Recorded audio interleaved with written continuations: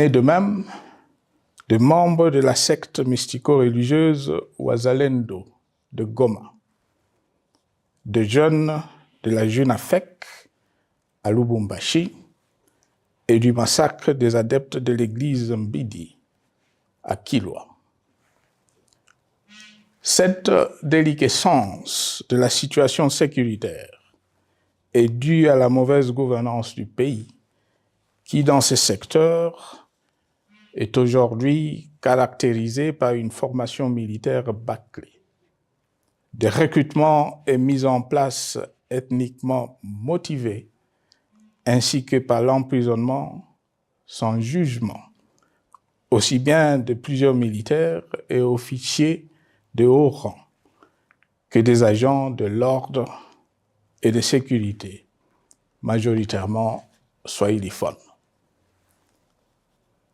Bien plus, à l'armée nationale, bouclier de la nation, instrument de préservation de l'indépendance nationale et de l'intégrité territoriale, il a été substitué de bandes de mercenaires, de groupes armés, de milices tribales et de forces armées étrangères qui ont non seulement montré leurs limites, mais aussi enfoncé le pays dans un chaos indescriptible. L'État a ainsi perdu le monopole de la violence légitime en sous-traitant aux groupes armés, autrefois maîtrisés, le maintien de l'ordre public et de la tranquillité nationale. Et comme si cela ne suffisait pas, l'armée nationale est vilipendée, conspuée et tournée en dérision par les autorités qui n'assument jamais rien alors qu'elles sont censées veiller à sa consolidation et à sa respectabilité. Pour les avoir formés, commandés et conduits au front, je connais nos soldats, boucs émissaires aujourd'hui de toutes les contre-performances enregistrées sur les champs de bataille. Ils ne sont pourtant pas intrinsèquement moins bons, moins nationalistes et moins loyaux. Ce qui a changé entre-temps, c'est la qualité du commandement et de leur prise en charge.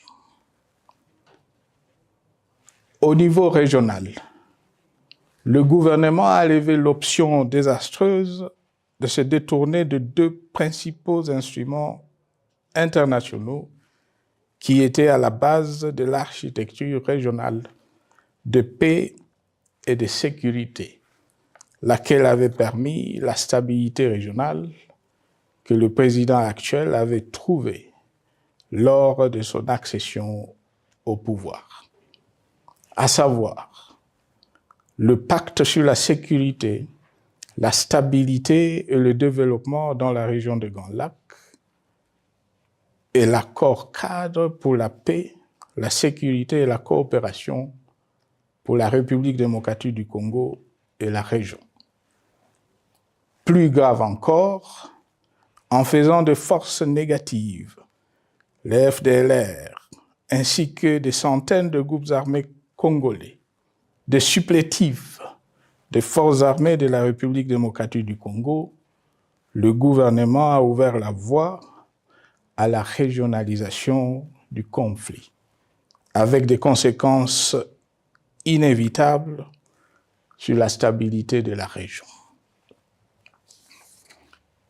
Mes chers compatriotes, alors que sur le plan institutionnel, politique, économique et social, les fondamentaux avaient été établis et que le pays avait été placé sur la rampe de lancement, prêt à décoller. Nous voici, hélas, en un temps record, soit 6 ans, de nouveau à la case de départ. Seul d'un État failli, divisé, désintégré, au bord de l'implosion, inscrit en bonne place au palmarès de pays pauvres, le plus corrompu et très endetté. En atteste tout le rapport tant du Conseil de sécurité des Nations Unies que ceux sur l'indice de développement humain et sur la pauvreté. La crise qui déchire notre pays est donc profonde et multidimensionnelle. Sa solution doit être nécessairement globale. Toute autre approche n'a donc aucune chance de conduire à une paix durable. Bien plus, le Congo est intemporel. Il n'appartient pas à tel ou tel régime politique. Ce dernier étant par définition rotatif et donc passager en démocratie. Il appartient plutôt au peuple congolais dans sa grande diversité. Ce qui est vrai du Congo l'est aussi des immenses ressources du sol et du sous-sol dont il regorge et qui sont essentielles à la croissance et au développement à l'échelle internationale. Que tous, au pays comme à travers le monde, en tiennent compte et qu'ils inscrivent leurs projets dans une perspective qui privilégie l'intérêt du Congo et des Congolais, plutôt que celui de ceux qui, à un moment ou à un autre, dirigent le pays. Cela étant, pour sauver le Congo, les griefs légitimes du peuple congolais contre le régime en place ne peuvent être éludés. Ils doivent plutôt être pris en compte. La dictature doit prendre fin et la démocratie, tout comme la bonne gouvernance économique et sociale, doivent être restaurées. Car, comme en témoigne l'histoire, il ne peut y avoir de solutions sécuritaires définitives sans solution politique sincère. Sinon, il y aura de nouvelles vagues de convulsions politiques, de troubles à la paix, d'insécurité, d'instabilité institutionnelle, de conflits armés et de guerres civiles. Perspective qu'en toute responsabilité, nous, Congolais, ne pouvons plus nous permettre. Il est dès lors vital que les multiples initiatives de recherche de la paix, Luanda, Nairobi, EAC-SADC, l'Union africaine, Doha et Washington, que nous accueillons favorablement, les considérant comme autant de signes de compassion et de solidarité à notre peuple, soient conscientes de cette exigence.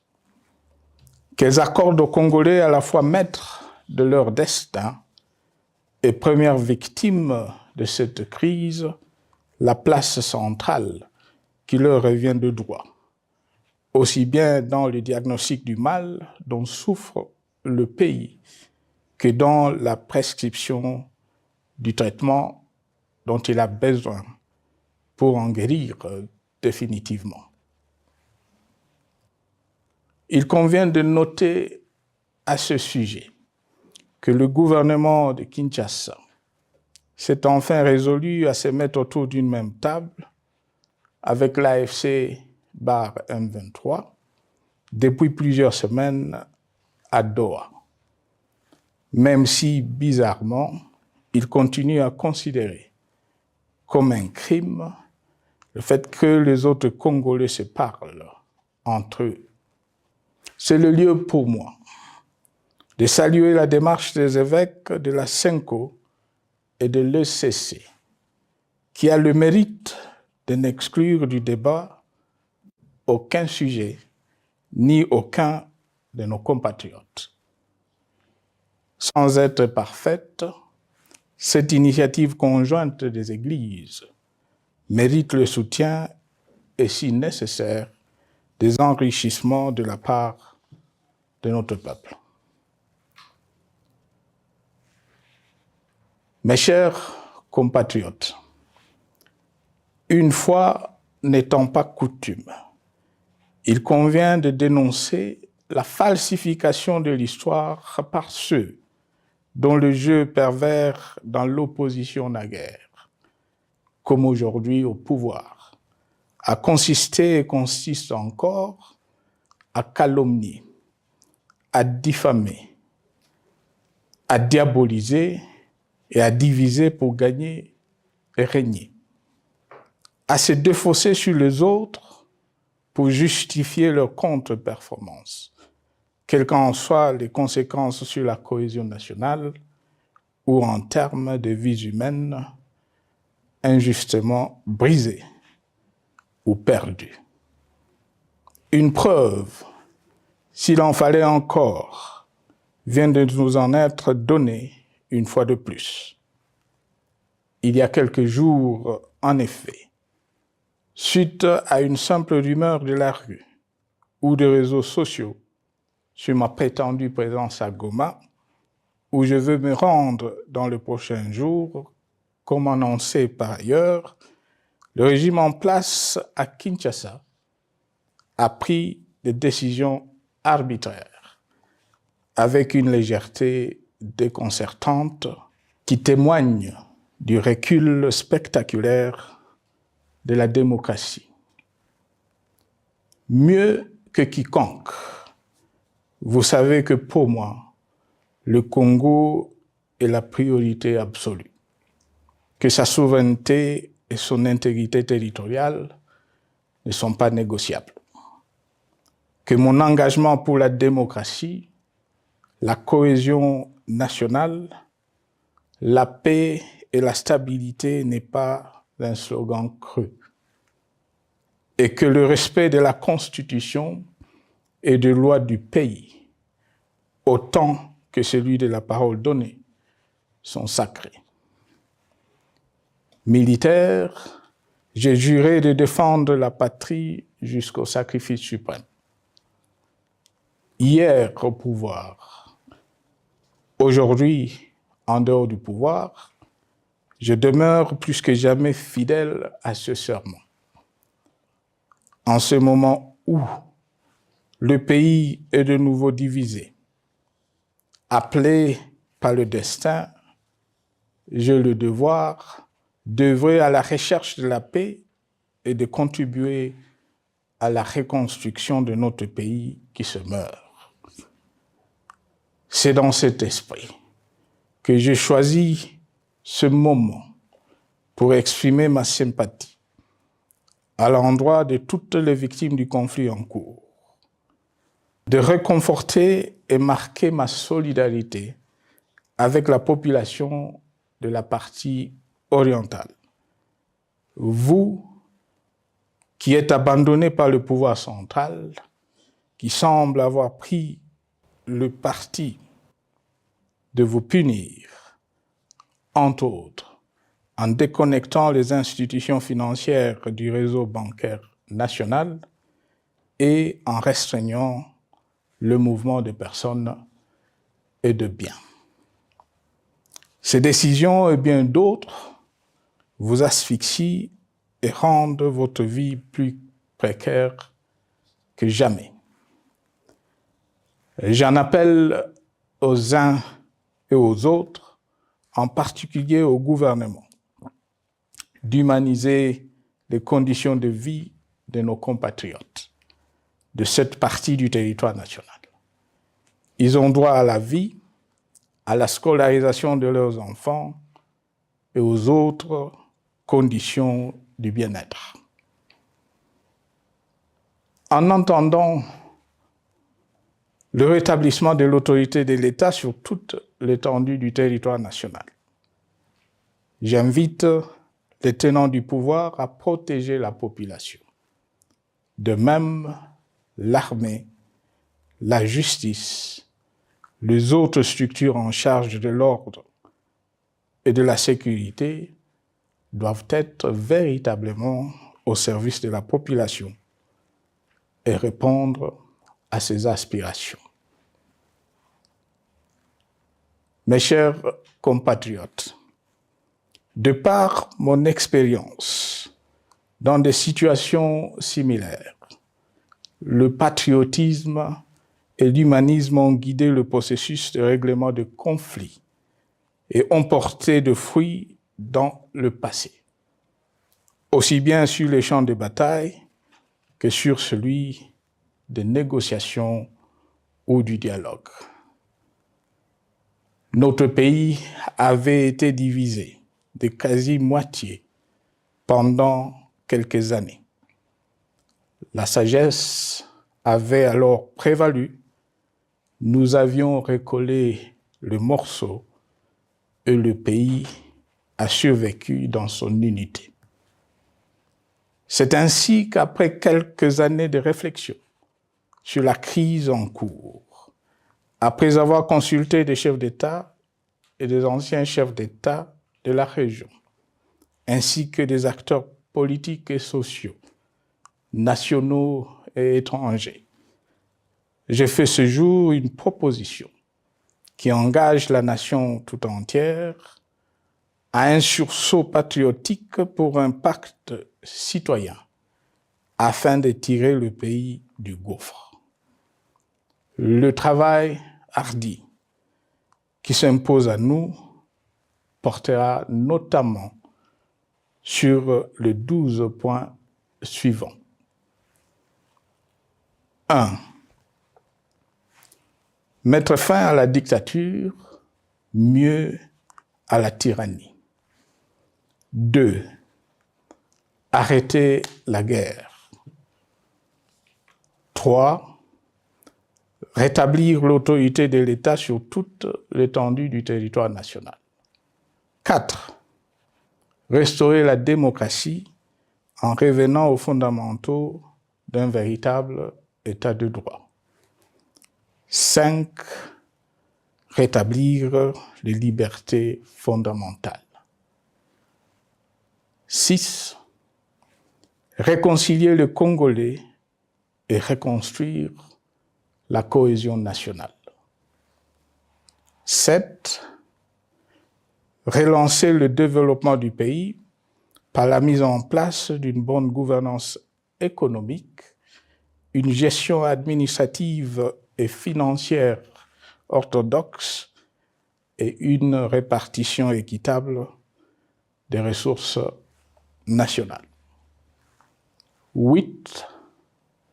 Relancer le dialogue sincère et permanent avec tous les pays voisins en vue de l'instauration de la paix et du développement durable dans la région.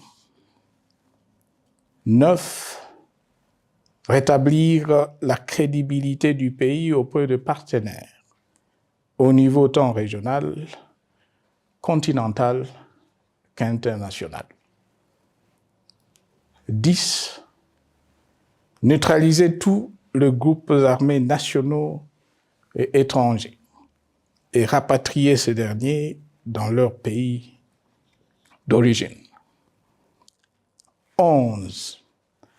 Mettre définitivement fin au recours et à l'utilisation des mercenaires, conformément à la Convention de l'Union africaine sur l'élimination du mercenariat en Afrique du 3 juillet 1977 et à la résolution des Nations Unies du 4 décembre 1989 portant sur la Convention internationale contre le recrutement, l'utilisation, le financement et l'instruction de mercenaires et rapatrier sans condition ceux qui sont déjà déployés sur le sol congolais. 12. Ordonner le retrait sans délai de toutes les troupes étrangères du territoire national. À ce sujet, je salue la décision sage des pays de la SADC de retirer les troupes de la SAMI DRC de notre pays.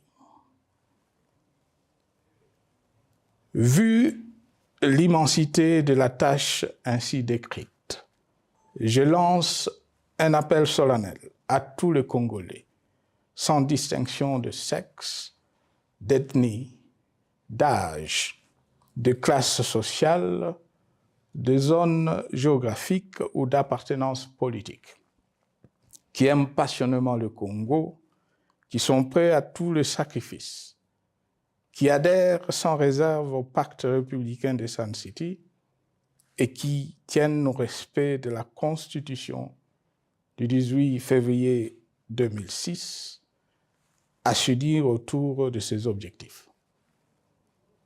Il s'agit de la refondation de l'État et de l'édification d'un pays qui a perdu ses repères.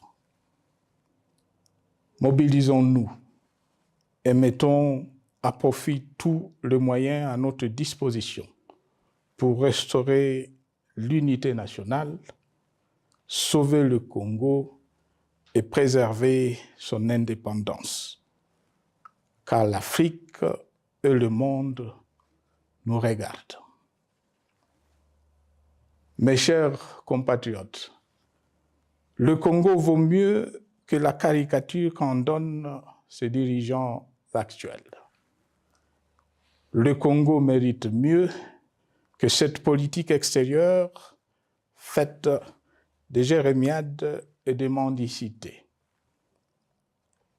J'ai donc la ferme conviction que le peuple congolais est capable, aujourd'hui comme en 1960, de vaincre le démon de la division, qu'il est capable aujourd'hui, comme au cours de la décennie 90, de vaincre la tyrannie et la tentation du pouvoir absolu.